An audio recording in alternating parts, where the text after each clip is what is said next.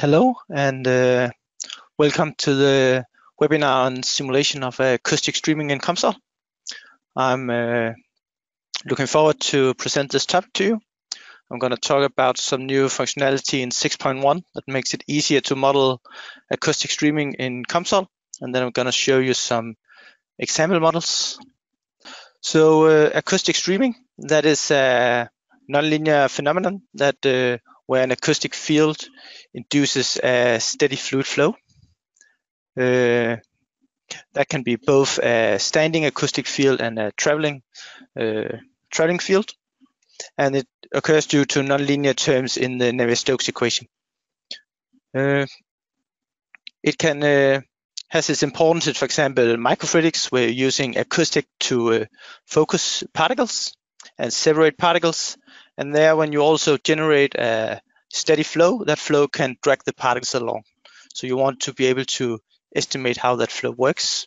And it can also be used for mixing fluids and pumping and microfluidic pump in microfluidics. And then you have for ultrasound beams, where you have that an ultrasound beam can generate a flow. This is due to what's known as Eckert streaming, where you have attenuation of the acoustic field in the bulk of the fluid. This can either be from ultrasound field that has a high acoustic energy, or it can be from any acoustic traveling wave that is in a highly attenuating media. And then you have biomedical modeling, which is a research area where you are, for example, modeling the cochlea in an ear and how the fluid flow is there from the vibration of a membrane. And you have studying of advanced drug delivery system and cell sorting.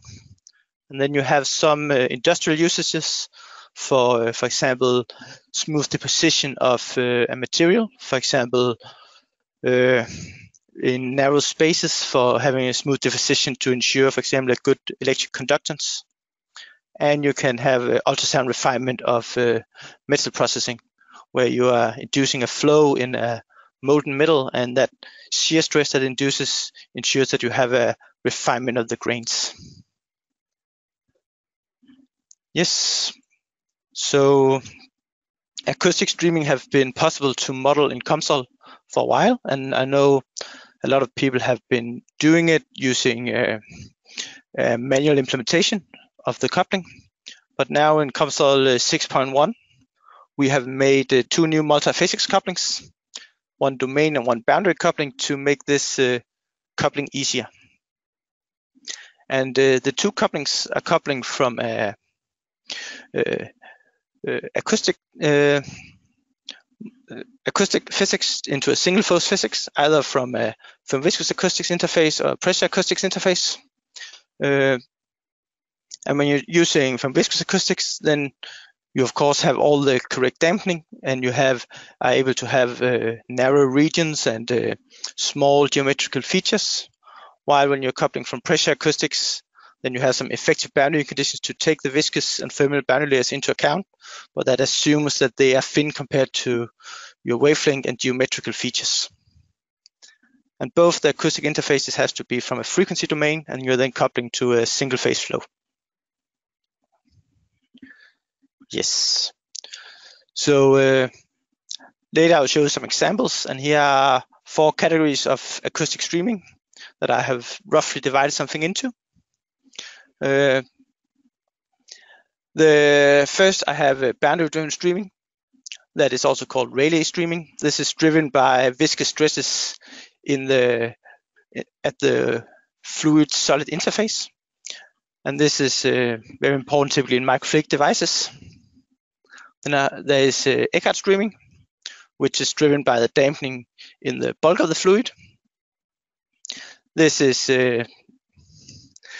very traditional for ultrasound, focused ultrasound, and so on. And then you have thermoacoustic streaming, which is acoustic streaming that happens when you have gradients in the material parameters. This is often induced by gradient temperature that then creates gradients in the density and compressibility of the fluid, but it can also be due to gradients in the concentration of a solvent. And lastly, I have a category called geometrical streaming, where we have streaming induced at edges and corners, sharp edges and sharp corners where you have geometrical features on the scale of the viscous boundary layer. This can generate very fast streaming that can be interesting. So we'll look at those 4 later on. Yes, and a typical model setup when you're modeling acoustic streaming is a perturbation scheme like demonstrated here, that when you first from the left have the 0th order temperature, where you're modeling, for example, a background temperature. If you have that in your system, if you have a constant temperature, you don't need to do the study step. Then you do a 1st order study step where you're modeling acoustics. That can include the pressure acoustics or thermoviscous acoustic in the fluid, and you can couple that to a solid if you want. In this here, you have it coupled to a microfluidic chip, glass chip, and then coupled to a piezoelectric transducer that you can actuate. And then when you have modeled your acoustics, that's when the 2 new multiphysics couplings becomes important, because then you can use them to couple your acoustic fields into source field for your acoustic streaming, so that you're modeling the forces and boundary conditions for your fluid field with these 2 multiphysics couplings. Yes, and that is done in either a stationary study step or a transient study step, while the acoustics has to be in a frequency domain. And when you have done this, then if you're working in a microfluidic device, you might want to know the particle trajectories, and that you can do, there will be 2 forces acting on the particles. You will have a drag force from the acoustic streaming, and you will have an acoustic radiation force from the acoustic field. And that you can use the particle trajectory module to model the particle trajectories. Yes, so now I will show you a small demonstration of how you can set this up, with showing a demonstration of radius streaming in a microchannel cross-section. We'll just do a 2D problem where we are in the cross-section of a very long microfluidic channel. So I'll just show you a console where I have prepared where we can set this up. I've set up a geometry, a rectangle cross-section with 380 micrometers wide and 160 micrometers tall. This is a typical dimensions for a microfluidic channel. And we are just modeling the fluid now, so we're not modeling the surrounding chip. We have, I've added a water material in here so that we have water in the channel. And then we need to add some physics. Under the acoustic tab, we have made a new acoustic streaming tab here, where you can choose 2 different multiphysics interfaces. Either you have the acoustic streaming from pressure acoustics or acoustic streaming from thermoviscous acoustics. We will here try the acoustic streaming from pressure acoustics. And this adds 4 nodes, pressure acoustic frequency domain node, laminar flow, and then the 2 multiphysics coupling, acoustic streaming domain coupling and an acoustic streaming boundary coupling. The pressure acoustic field here we have automatically, when you add it through this multiphysics interface, the fluid model is set to firmly conductive and viscous, because that is consistent with the formulation of the multiphysics couplings. And then we have added the thermoviscous boundary layer impedance boundary condition automatically.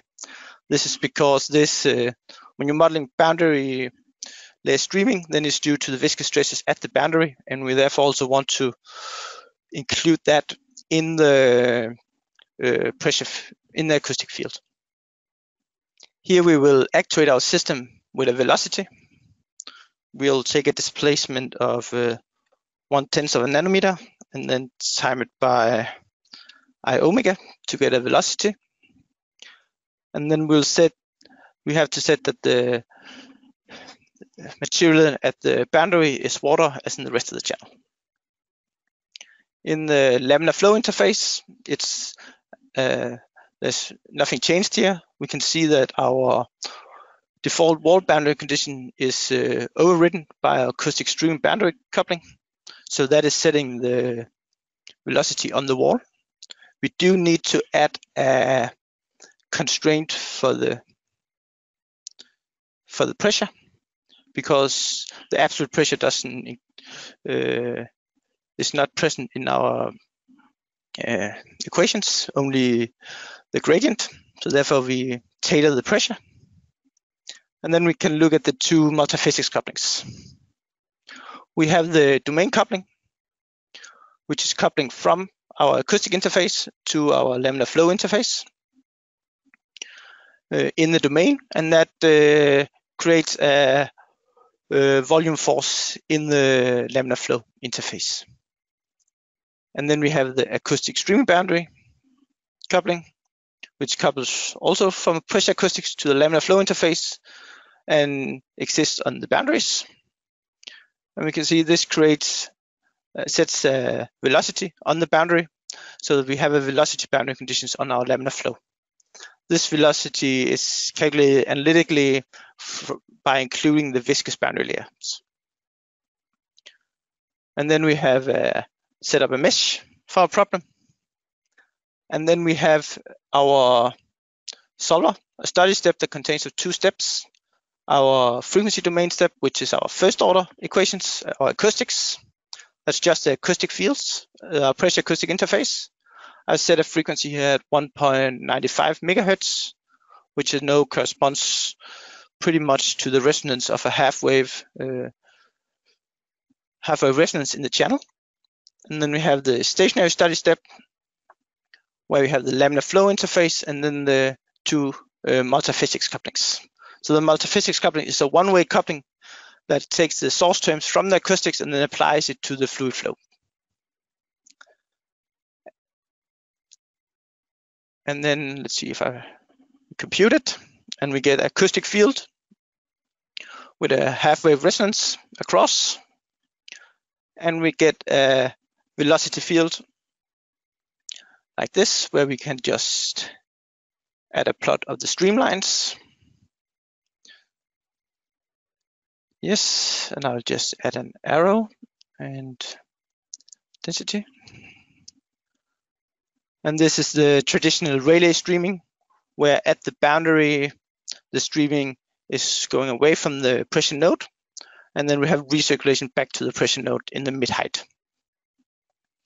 This is what we will call boundary-driven streaming, because it's have a high velocity at the boundary, and it's driven by our boundary condition and not by the volume force. We can demonstrate that by disabling the domain coupling, because that is in this example, it's the boundary coupling that dominates. And we can see that that gives us the same result for the streaming here. So we have typically in the system, you will have either the system dominated by your streaming from the boundary terms or the volume terms. You can always add both these multiphysics couplings, but typically one of them will dominate. I'll now go through the multiphysics couplings.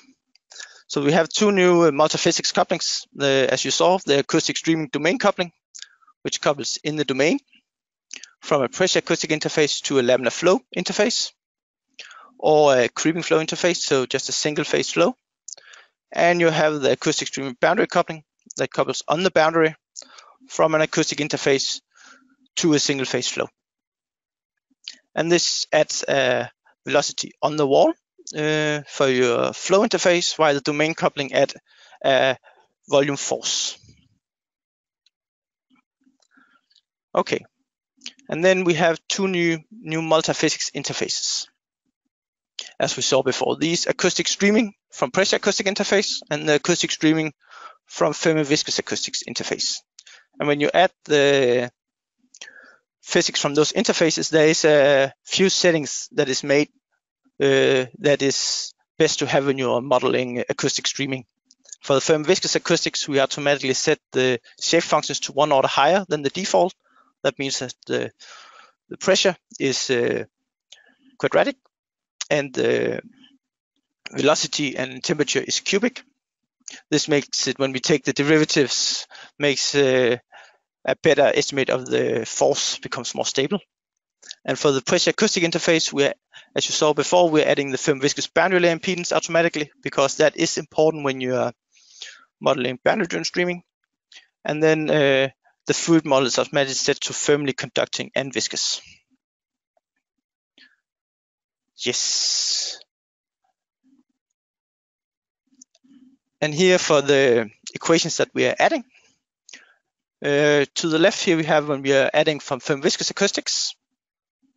That in the firm viscous acoustics we are solving the full equations, and we have to resolve the and we are resolving the viscous boundary layers. So this is the equations for our fluid flow, where we with our multiphasic couplings are adding some source terms. We're adding an excess density with this M ACO. We're adding a volume force with this F ACO, and a velocity on the boundary. And here the brackets are noticing that we're doing a time averaging over an acoustic period of this product of two acoustic fields. So on the boundary, we set a velocity that is known as Stokes slip.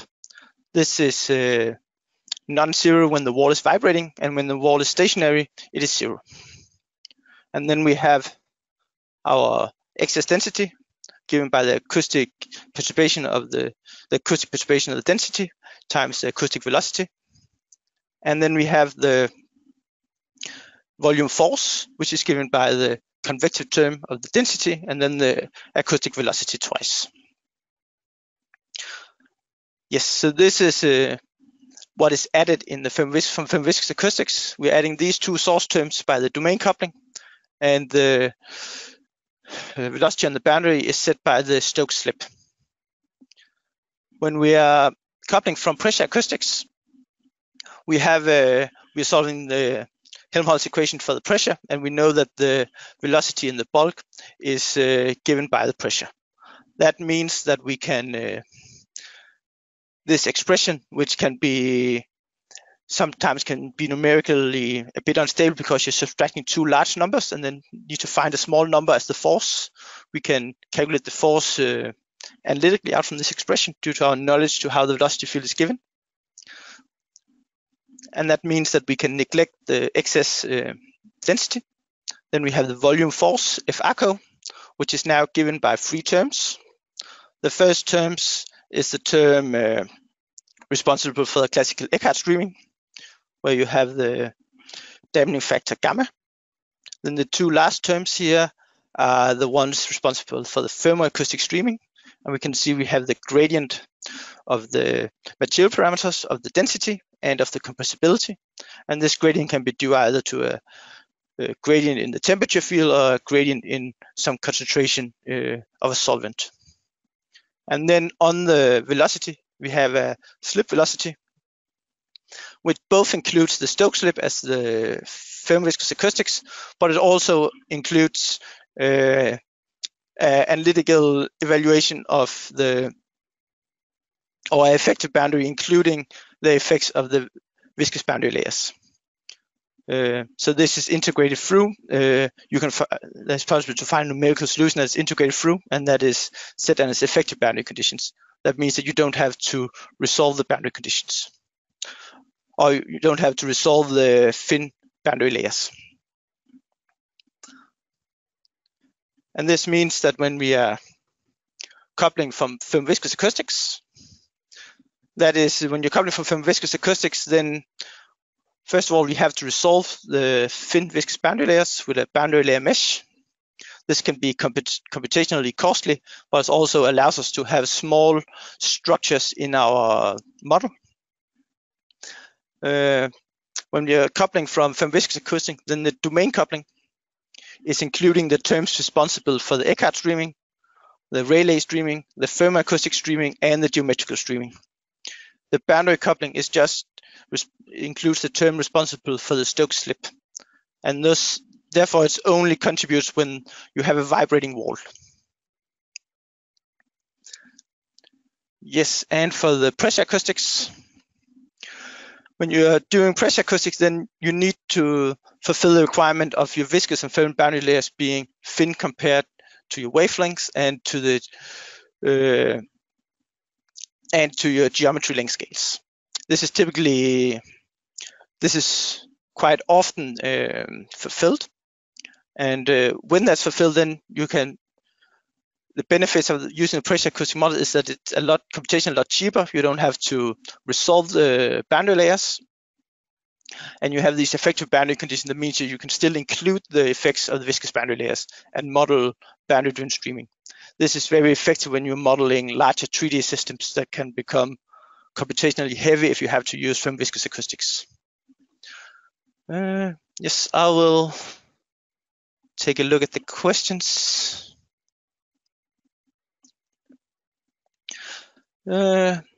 Yes, there is a question about whether it could be nice to validate these equations, and I will just say there is no links here, but there is the equations that we have implemented. There is papers out there that validate them against experimental experiments, especially mostly done in what's called acoustophysics. That's acoustic used in microfluidic devices. There you have some quite good experiments showing both Rayleigh streaming and thermoacoustic streaming in microfluidic channels, where the models predict the streaming very well. And then I have a question where I find the biggest hurdle to utilize simulation is finding the values of the many and various numerical constants required for high fidelity simulations. How are these numerical constants found in practice by engineers? Yeah, that's always a good question when you're modeling. When you're doing modeling, you need to have good parameters. In this case, where we are modeling water in a glass channel, then you have very good material parameters. But of course, if you are in more unknown materials, then it can be. You can't have to use some time to actually find good material parameters for your problem. But yes, that's true. I will go on and show some model examples where I will try to show an example for each of these different kind of streaming. So first I'll show you Eckhart streaming. Here an example with an ultrasound beam where we have ultrasound transmitted from a circular disc down here. It's a 2D axis simulation where we are modeling an ultrasound beam traveling away from a transducer. We have a PML layer at the edges and at the end so that we're mimicking an infinite battle. It's a traveling wave propagating away from the transducer, and we will have, as we can see, the wavelength is very short, so we have a lot of wavelengths in the system. When you're modeling this setup with acoustic streaming, then because we have to do it in the frequency domain as the setup we have now, that means that we cannot include nonlinear effect in the acoustics. So that means that if you're modeling something like an ultrasound beam, it has to be at low acoustic energy so that the nonlinear effects in the acoustics can be neglected. Yes, but what we see is that where we have the focus of the ultrasound beam is where we have the largest pressure fields, and therefore also where we have the largest attenuation of the acoustic field. And we get an acoustic body force shown in the middle of the three planes here that is very strong, where we have the highest pressure. And the force is pointing away from the transducer, and it's generating the flow we see to the right, with a flow away from the transducer. And this is very classic for ultrasound beams, but also if you have if you're doing micro mixing in microfluidics, where you have a gigahertz transducer, where you have gigahertz that is very quickly attenuated in water, and then you start in very fast fluid flow that can do mixing in microfluidics. So this is yes. And then I will just send you the and this is yes. And then the next model I'll show here is showing geometric streaming from a microfluidic pump. In a microfluidic pump here, we have a closed microfluidic channel where we have a lot of small structures at the bottom in an array. They all have a sharp edge on these small structures, and at the end of the sharp edge, there will be generated a lot of very fast streaming flow. When we are around these sharp edges, we need to use thermoviscous acoustics, but thermoviscous acoustics is numerically expensive. So what we've done here is that we are using thermoviscous acoustics in these boxes around the sharp edges, but in the rest of the channel, we're using pressure acoustics. And then we're using the multiphysics coupling, acoustic thermoviscous acoustic boundary multiphysics coupling to couple these two pressure acoustic interfaces. And what you will end up when you then send in an acoustic signal here, that we're vibrating our system, sending in an acoustic field, and then we end up getting a flow through the channel to the right here, where we have, this is on the log scale, so we have very fast streaming at the end of these edges, and then we get a steady flow around the channel. In this system, we need to see the interesting things. We need to zoom in on the edge here, where we first of all, to the left, we can see that we need to have a very fine mesh, because we need to resolve the viscous boundary layers, and we need to resolve it around this very pointy edge. This is maybe unrealistically thin, but it could also be a rectangle with two corners where we have the streaming appearing at these two corners. What then happens is that we get a very fast, very powerful acoustic streaming at the edge here, where we have an acoustic force pointing away from our edge. This gets a fast streaming flow away from our boundary, and then we drag in fluid from behind. When we do that in all these, in this entire array, then we create this mean flow through our channel.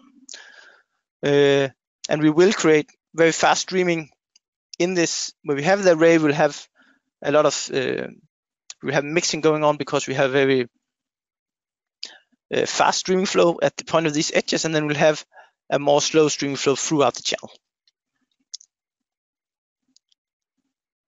Yes.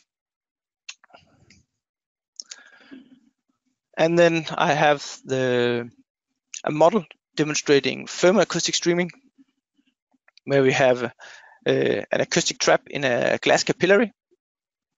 This is a device that is used to capture cells and particles in, for example, a urine sample or blood sample. Then you can you have a piezo glued to a piezoelectric transducer up here, or you have a piezoelectric transducer that is glued to a glass capillary, where we have your sample inside, your water or your urine sample, and then you actuate your piezoelectric transducer to set up a half-wave resonance in the fluid, and then you can trap particles above the piezoelectric transducer. When you're doing this, then you will also create streaming that has the possibility to drag your particles out of the trap. This streaming is created because the piezo gets heated when it's actuated, and then it heats up the system, creates a temperature gradient in the glass capillary, and that together with the acoustic field will create acoustic streaming.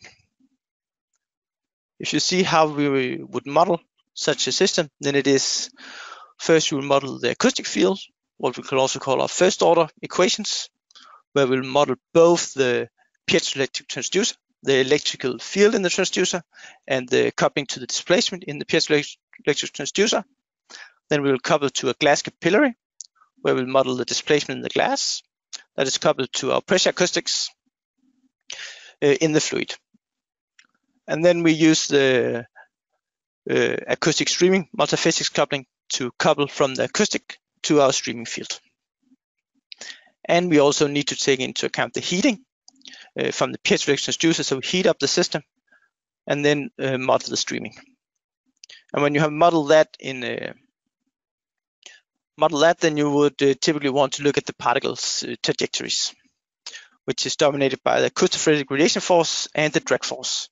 And which one of these forces is dominating depends on the particle, the material of the particle, and the size of the particle. That we can see here, where we to the left have some big glass particles.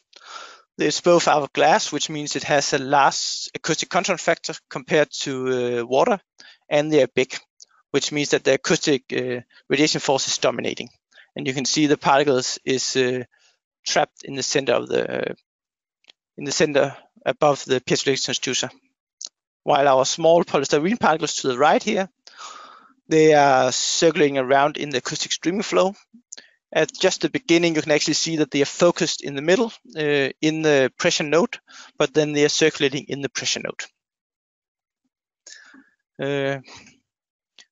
Yes, I'll just open this model.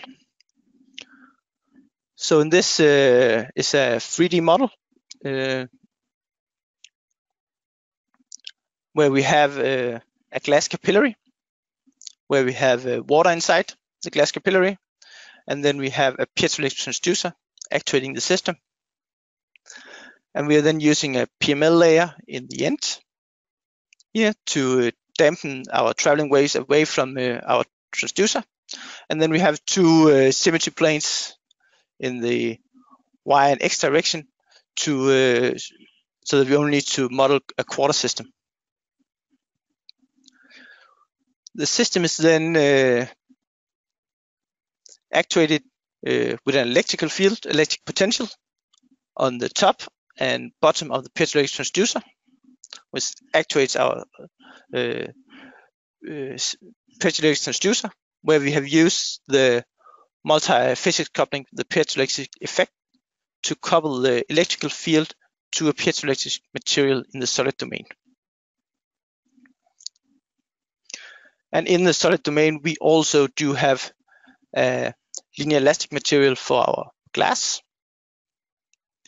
that is then coupled to the pressure acoustic domain with the acoustic structure boundary.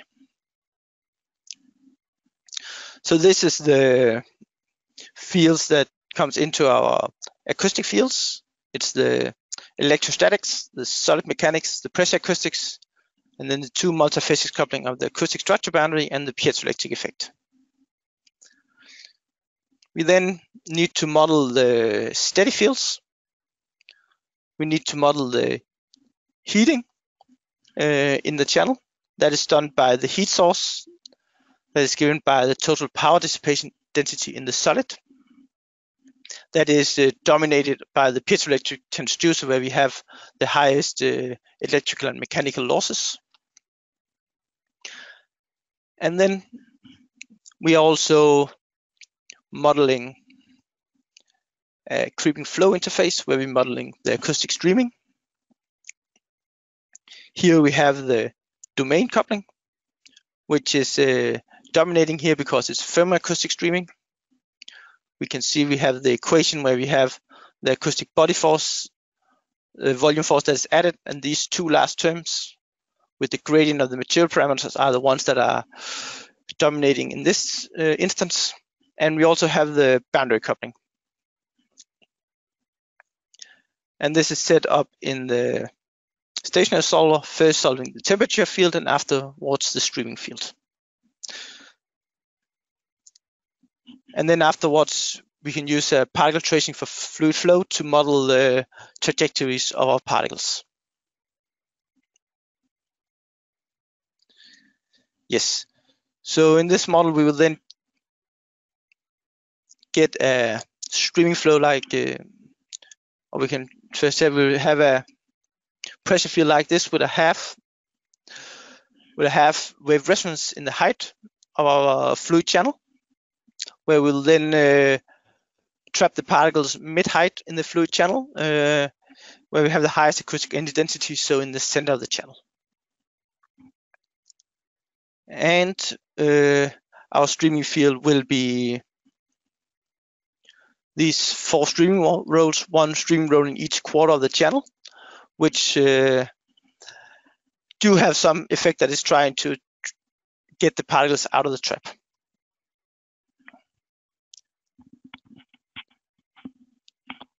Yes, and then I see I have a question, why is we using creeping flow rather than laminar flow in this interface? And the fact is that we can use both. In most of these microfluidic systems, then the inertial term can be neglected. So in microfluidic simulation, it is often appropriate to neglect the inertial term because it is neglectable in these length scales. Yes, but you could also use a laminar flow. You will get the same results, but it's just in the microfluidic examples, they can typically be neglected. If it's in regards to the model with the ultrasound beam, this is a model where we have our pressure acoustics. So in this device, the acoustic field is transmitted from this parabola in the bottom, and then we have a traveling wave through the system, and then we have it damped by PML layers at the top and the side. So the pressure is transmitted down here, and here we can just set the pressure that we want to, the pressure amplitude we want to choose. Regarding to the frequency, then when you're doing a frequency domain study, you're choosing the frequencies you want to run for, and there you can change the frequency of your ultrasound field. Thanks for listening to the webinar, and I hope you find it helpful.